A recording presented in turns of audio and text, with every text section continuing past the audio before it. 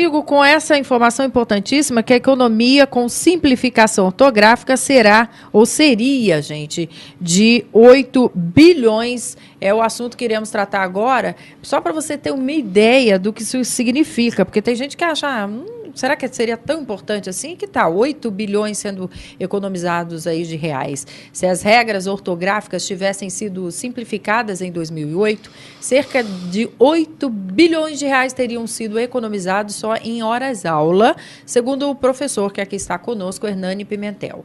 Hoje, esse valor corresponde a todo o dinheiro investido na construção dos estádios da Copa. As editoras reclamam que o mercado editorial gastou mais de 2,2 bilhões de reais só para atualizar obras literárias. Dá um exemplo para nós, professor Hernani. Na realidade, o acordo ortográfico apresentou uma série de modificações à ortografia, mas não atualizou essas regras para o pensamento do século XXI, cuja educação se baseia no entendimento e na compreensão, e não mais na memorização. Então, hoje, todo mundo continua estudando que se escrevem com J, com X, as palavras derivadas do tupi, do árabe e das línguas africanas. Só que ninguém ensina para os alunos quais são essas palavras. E é impossível ensinar essas palavras porque o universo das palavras que vão entrando no português diariamente em função dessa velocidade da comunicação, é praticamente impossível a gente saber de onde veio tal palavra. Por exemplo, tsunami. Né? De onde veio o tsunami? Eu pensava que fosse das Filipinas, daquela região onde aconteceram os problemas. Não, tsunami é uma palavra japonesa. Mas para eu saber escrever tsunami, eu não preciso saber de onde ela veio. Né? Então, a rigor, hoje nós temos um problema sério. Gastam-se 400 horas de aula do ensino fundamental ao médio para não se ensinar, porque o aluno sai do ensino médio com dúvidas em ortografia, não sabe usar um G, um J, um S, um C, um C cedilha, um XC, etc. Né? E vai até o fim da vida consultando dicionário. Então, são 400 horas para não se ensinar. Se as regras fossem simplificadas, com 150 horas, todo mundo sairia sabendo escrever, sem dúvida. E só essas 250 horas que se economizam, né, por ano, seriam capazes de trazer, vamos dizer assim, de benefício, mais de 2 bilhões de reais por ano. Só com essa economia dessas 250 horas. Só que a economia é muito maior. As editoras estão falando que foram gastos 2 bilhões de reais, né? Isso não significa praticamente nada, né, no benefício que uma simplificação ortográfica pode trazer.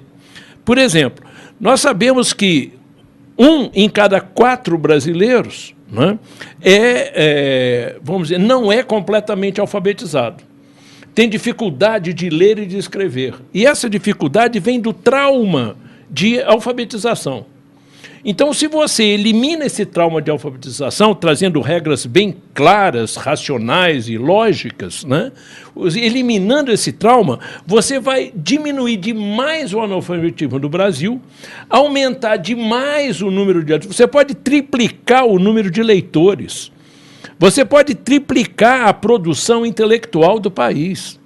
Você pode triplicar as pesquisas científicas do país desde que você triplique o alfabetismo. Né? Então, a grande economia que o país vai ter é incomparável com qualquer coisa que já aconteceu até hoje em termos históricos na educação brasileira. Já diagnosticado aonde está o problema, o que falta para resolver? O que falta é competência das autoridades e sair vamos dizer assim, da tranquilidade do comodismo. Né? Então, se você for observar, com raríssimas exceções, os corpos docentes das universidades estão todos acomodados. Ortografia não é importante. Não é importante porque eles não estão observando o lado econômico do aspecto. Né? Não estão percebendo isso. Então, falta vontade. né? A gente criou um movimento chamado Simplificando a Ortografia e a gente está buscando, está incentivando professores e alunos a entrarem nesse site, simplificandoortografia.com, porque é para todos os países de língua portuguesa, discutirem com seus alunos as possibilidades de simplificação ortográfica, né, para poder mandar respostas até junho, que aí a gente vai poder apresentar um conjunto para essa simplificação. O senhor explicou a etimologia da palavra, que muitas vezes fica confusa, muitas vezes não se sabe a origem, não sabe não sei o quê. E a simplificação consiste no quê? Por exemplo, todos nós aqui da mesa, todos nós somos privilegiados em termos de conhecimento de língua portuguesa. Mas e a dúvida entre G e J? Muitas vezes acontece. Antes de E ou de I, muitas vezes nós temos que correr o dicionário para ver se escreve com G ou com J. Por que a gente não aproveita, né, a experiência dos países nórdicos, por exemplo, ou das línguas anglo-saxônicas, onde o G representa apenas o fonema G? Angela, né? Merkel, Angela. Se nós fizermos o G se transformar em G, Gagegi, Gogu só pode ser com a letra G. E já, Gegi, Joju só pode ser com a letra J. Quem vai ter dúvida? Ninguém. Já Ninguém mais. É uma simplificação altamente lógica, econômica e eficaz para o nosso ensino. Né? Muito bom. Eu gosto dos exemplos, porque de uma forma mais clara a gente consegue enxergar o problema. Então, eu vou dar mais um exemplo. Consome 8 bilhões de Então, vou dar mais um exemplo. Existe uma regra que diz que as palavras de origem africana se escrevem com X. Então, considerando que todos os brasileiros saibam todas as palavras de origem africana, o que é um absurdo, existe uma dança dos Kikongos chamada Chica. Ué, se é africano, escreve com X. Eu vou lá escrever com X. Agora, vai para o dicionário ortográfico do Brasil, vocabulário ortográfico do Brasil e de Portugal, que está com CH. Então, a regra não funciona. Então, além de ser absurda, porque se baseia na decoreba, antiga decoreba, tá? Ela não funciona. Resultado, a dúvida entre X e CH é crucial, concorda ou não? Muitas vezes. A gente pode jogar o CH fora e fica só o X. Quem vai ter dúvida? Fala aí, professores, também. Olha, eu confesso, professor, que eu jamais havia pensado sobre o aspecto econômico dessa modificação. Queria cumprimentá-lo, dizer que eu mesmo já tive tantas modificações de ortografia que eu, volta e meia, me vejo consultando o dicionário. Né? E realmente seria muito importante simplificar, até porque, e eu queria até ouvi-lo, me permite a pergunta, até porque hoje, com a comunicação via internet e tudo, as pessoas estão simplificando de tal maneira as palavras que está surgindo um novo vocabulário, uma nova língua, completamente diferente daquela que nós falamos e principalmente daquela que nós escrevemos. Certo. Né? Quer dizer, se nós simplificarmos o entendimento da ortografia e fizermos essas regras mais fáceis, isso poderia, inclusive, amenizar essas abreviações todas e essa linguagem toda que nós estamos vendo atualmente na internet. Com certeza. Na realidade, esse internetês, ele prova apenas que os jovens vêm com um QI mais elevado do que os mais antigos. Né? Sabe-se hoje, né, que, inclusive no Japão, eles falam em uma modificação genética, que os jovens estão nascendo hoje com um par de cromossomos ativados a mais. Né? Então, eles chegam a ter uma visão quântica da realidade não linear como nós. A prova de que eles são mais inteligentes é eles já terem criado essa simplificação na internet, que gasta menos tempo. Agora, é muito importante mostrar um outro aspecto, não é só interno, não. Eu dei uma palestra na Alemanha para 40 gestores que vinham para a América do Sul. E eles tinham que estudar uma segunda língua, né, entre espanhol e português. Dos 40, só 32 escolheram o espanhol. Todos os 8 restantes escolheram o português. Né? Então, de 40, só 8 escolheram o português. E eu fui perguntar a todos que escolheram o espanhol por quê. Até argumentei, se você estudar português, você aprende com mais facilidade o espanhol, entende com mais facilidade, e a recíproca não é verdadeira. Mas sabe o que todos me disseram? Nós temos que fazer relatório. É muito mais fácil escrever em espanhol que em português. Então, nós estamos perdendo um contingente enorme de pessoas que poderiam estar aprendendo a nossa língua e divulgando nossa cultura. Estamos perdendo por causa dessa dificuldade ortográfica. Olha, eu quero ainda entrar já nessa seara, que seria daqui a pouco, viu, Raela, que a escrita usada por adolescentes na rede divide opiniões, como bem colocou aqui o professor e governador Luiz Antônio Fleury. Olha, a linguagem utilizada por adolescentes na internet aí chama atenção. Ela é caracterizada pelo uso de palavras reduzidas. Quer uns exemplos aí? Você virou VC, né? Por quê, então, é PQ. Ninguém escreve por quê. PQ. É assim que faz. De forma propositalmente errada, como o não, para não ter o ó-tio, virou N-A-U-M. Olha só como é que vai. Ou ainda expressões inventadas como KKKKKKK, RS, que significaria a risada. Para alguns, ela é prejudicial, mas há quem defenda, inclusive, que qualquer escrita é melhor que nenhuma. Deixa eu ouvir o professor Jarbas Vargas Nascimento também. Pois é, essa questão é muito polêmica, né? Eu acho o seguinte, algumas coisas a gente tem que ponderar. Primeiro, a qualidade da educação básica. Não é? Hoje, se a gente olhar a educação básica, os nossos alunos terminam a educação básica, entram para o ensino superior sem as mínimas condições de leitura e escrita. Além disso, as questões econômicas, né? O livro no Brasil, o jornal para leitura é muito caro, então o aluno não tem acesso, as famílias não têm possibilidade de compra de material didático, de livros para leitura, assinaturas de jornal, etc. Os professores mais conservadores contrariam um pouco essa ideia do professor Hernani de simplificação, porque todos nós aprendemos que a escrita etimológica era correta e de base latina, não é? E como o latim desapareceu da escola, se justifica negligenciar a escrita etimológica. Mas há um comodismo, principalmente numa geração mais antiga, que vai dizer, eu aprendi assim e assim eu continuo escrevendo. Imagina se eu vou trocar o hífen, tirar o hífen, ou mudar o G para o J. Eu sempre aprendi assim, então fica realmente difícil. Mas a gente precisaria considerar a variedade de línguas que nós temos nesse país de dimensão continental.